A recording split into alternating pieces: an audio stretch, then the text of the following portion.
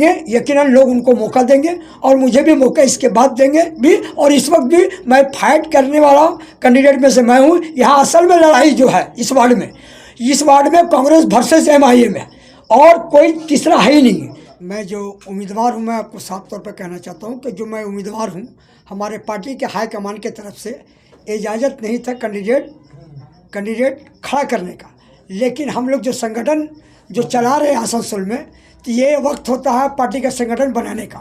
तो हम लोगों ने आसनसोल में 6 कैंडिडेट दिया, जो कि एक 65 नंबर वार्ड से है, एक 18 नंबर वार्ड से है, एक 26 से, मैं 25 से हूँ, एक 28 से है।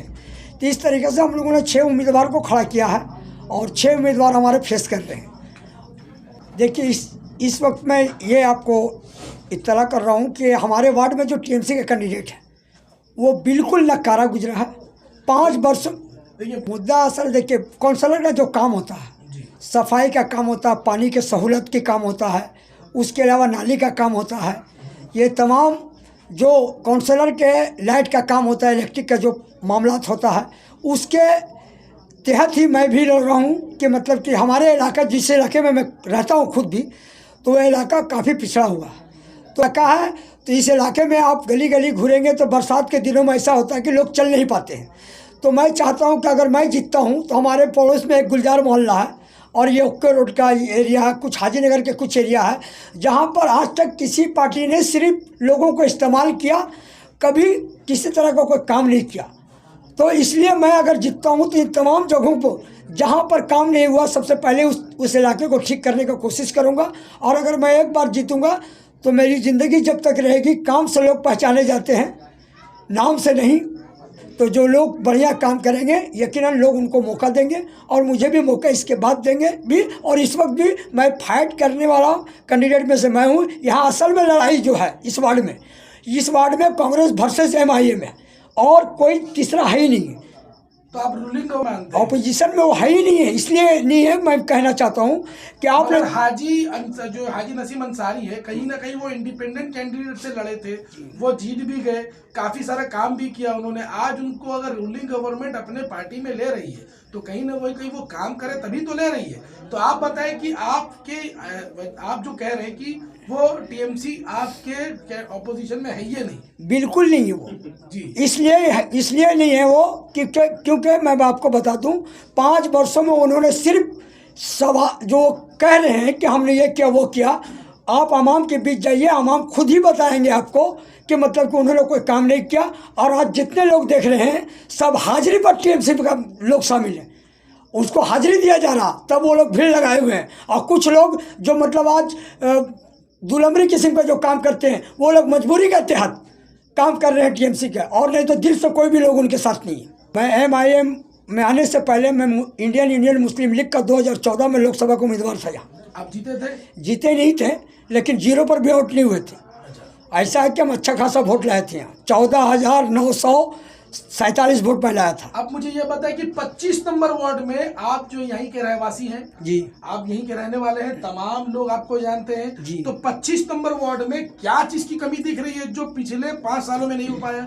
यहाँ पर पानी का किल्लत है, रास्ते का किल्लत है, लाइट का काफ़ी प्रॉब्लम खड़ा होता है, जिसमें हमारे काउंसलर ऐसा है कि वो जो लोग जाते हैं उनसे कहते हैं कि हमारा ये काम है वो काम है, वो साफ कहते हैं कि मैं पैसे के बल पर जीता हूँ। और इस बार तो इतने डरे हुए हैं कि अपना तस्वीर तक बैनर में नहीं दे रहे हैं।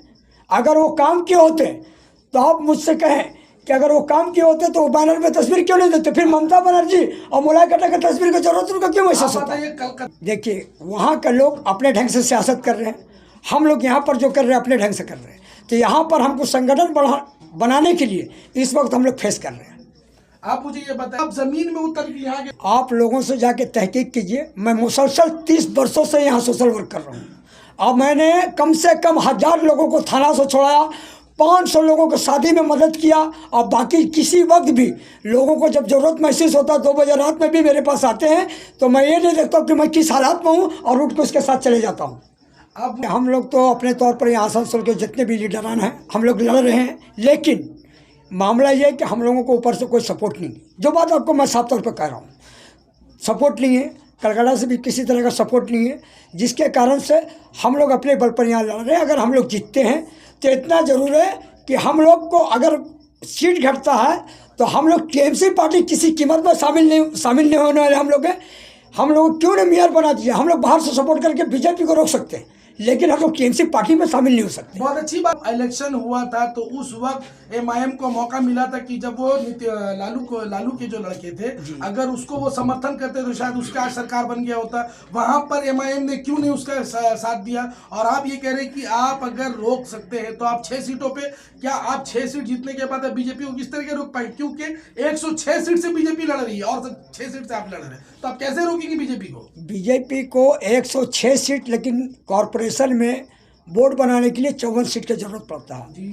तो 54 सीट में ऐसा भी हो सकता है कि बीजेपी मान लीजिए कि 50 जीता और वो किसी का मदद से बनाना चाह रहा और टीएमसी उसका पीछे रह गया काफ़ी, तो हम लोग टीएमसी को उस वक्त सपोर्ट करके हम लोग बीजेपी को रोकने का काम करेंगे। तो आप ये कह रहे हैं कि अगर आप जीत जाते हैं और अगर बहुमत बनाने के लिए अगर जरूरत पड़ता तो 6 के समर्थन तो करेंगे। बिल्कुल, आप ये कह रहे हैं कि आप समर्थन करेंगे। करेंगे। कहीं ना कहीं आपके पास तो कांग्रेस भी कांग्रेस भी एक है और सीपीएम भी है, ऑल इंडिया फॉरवर्ड ब्लॉक है, इतनी सारी पार्टियां, मगर टीएमसी को ही क्यों चुनेंगे आप? इस टीएमसी को चुनने की वजह नहीं है। मुझे पता है कि कांग्रेस उस स्थिति में नहीं है, फॉरवर्ड ब्लॉक या सीपीएम उस स्थिति में नहीं है, तो उसके कारण से मुझे तो आप कह रहे थे कि अभी आप ही ने कहा कि हम टीएमसी को, अपना रूलिंग गवर्नमेंट को आप जो है समझते नहीं है कि वो कुछ आपका विपक्ष में। बात सुनिए, आप कह रहे हैं कि आप टीएमसी को जो है अपना जो है विपक्ष समझते ही नहीं है, मगर अभी आप कह रहे हैं कि सीपीएम उस स्थिति में नहीं है, अभी आप कह रहे हैं कि कांग्रेस उस स्थिति में नहीं है। तो आप पहले डिसाइड कर लीजिए, अगर दोनों उस स्थिति में नहीं है तो कहीं ना कहीं टीएमसी मजबूत है, ये आप मानते हैं? देखिए, इस वार्ड मैं कहना चाहता हूं जो सुनिए, आप इस वार्ड में देखिए हर एक वार्ड का अलग अलग स्थिति है, लेकिन इस वार्ड में जो है तो इस वार्ड में जो है टीएमसी उस स्थिति में नहीं है। चलिए, आपसे मैं आखिरी सवाल करूंगा, यहाँ के 25 नंबर वार्ड में तमाम नौजवानों को अगर आप जीत जाते हैं तो उनके लिए क्या रास्ता निकालें कि नौजवान गलत रास्ते पे ना जाए, सही रास्ते पे जाए, और उनके नौकरी के लिए या उनको जरूरतमंद के लिए आप उनके लिए पहला क्या कदम उठाएंगे अगर जीत जाते हैं आप? देखिए, काम करने वाला का अपना एक ढंग होता है जी। हमारे इलाके में मान लीजिए कि यहाँ सफाई करने वाला जो है वो 15 है, अगर मैं जीतता हूँ तो मैं उसे 12 करूँगा और 3 लड़का अपना लगाऊंगा 3 एरिया में, और उसे कहूँगा कि खड़ा होकर काम करवाओ, लोगों को दिक्कत ना हो, सब इलाका साफ सुथरा होना चाहिए, ये मैं कोशिश करूँगा। नहीं, तो आपने 3 की बात की। बिल्कुल करूँगा, जो मैं हमारे इलाके के फायदे के जहाँ पर आएगा, चाहे नौजवानों का हो या इलाके के भला का काम हो, उसमें तो मैं यकीनन मतलब कि कोशिश करूँगा। नहीं लगता कि आज जो है माइनॉरिटी जो है पीछे जो है, किस लिए? क्योंकि यहाँ पे एजुकेशन पे काम नहीं हो रहा है, पढ़ाई के ऊपर काम नहीं हो रहा, तो आप जीतेंगे तो क्या अपने इस इलाके में कोई स्कूल खोलने की कोशिश करेंगे?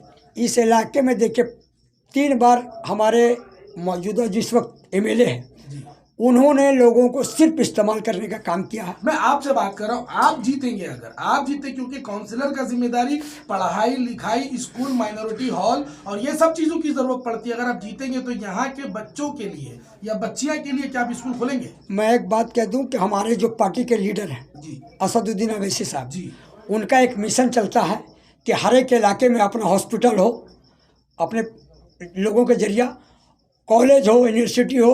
तो मैं चाहूँगा कि अगर मैं जीतता हूँ तो बंगाल में मैं अकेला और वाहिद उम्मीदवार रहूँगा जो कि मैं बंगाल से जीतूँगा, पहला।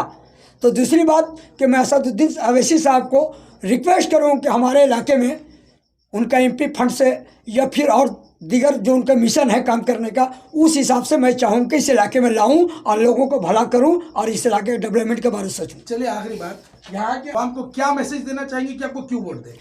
देखिए, मैं तो इसलिए कह रहा हूँ कि देखिए आज पूरे हिंदुस्तान में एक वाहिद लीडर है। आपने देखा होगा कि एनआरसी का जब मुद्दा आया, 3 तलाक का मुद्दा आया, तो उस वक्त ये टीएमसी के लोग तमाम का तमाम एक तरह से कहा जाए बीजेपी का सपोर्ट किया ये लोग, क्योंकि ये लोग वहाँ पर मुखालफत में जो वोट देना चाहिए तो वो नहीं दिया, ये लोग निकल गया।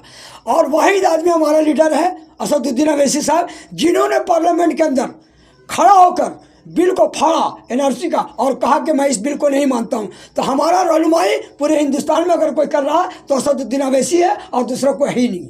चलिए, आप क्या अपील करना चाहेंगे अपने वोट के लिए 12 तारीख के लिए? 12 तारीख के लिए मैं लोगों से ये कहूँगा कि इस जगह पर वार्ड नंबर 25 में कम से कम 12 तारीख को लोग मुझे वोट दें और MIM का बुनियाद को मजबूत करने का मुझे मौका दें, ताकि मैं बंगाल में MIM को लाने में कामयाब रहूं। और मतलब कि मैं ऐसा काम करने का कोशिश करूंगा कि जिस तरीक़ा से 542 सीट पार्लियामेंट के अंदर है, लेकिन MIM का 2 है, तो 542 पर 2 भारी पड़ता है। मैं भी 106 में अगर 105 वो लोग जीत के जाएगा तो मैं कोशिश करूँगा कि यहाँ भारी पड़ूँ और लोगों का काम जो जिस ढंग से होता है करूं। अगर कहीं पर लोगों को मुझे मदद की ज़रूरत पड़ी, तो अगर वो लोग काम करने में दिक्कत करेगा तो मैं आवाम को लेकर कॉर्पोरेशन जाऊंगा, और कॉर्पोरेशन के एक भी टेबल और चेयर सलामत नहीं रहेगा जब मेरा वार्ड का भला ही नहीं होगा। तो हम किसी को भला नहीं, दूसरे वार्ड के लोग भला के बारे सोचेंगे ज़रूर, लेकिन हम अपने वार्ड का भी काम चाहेंगे।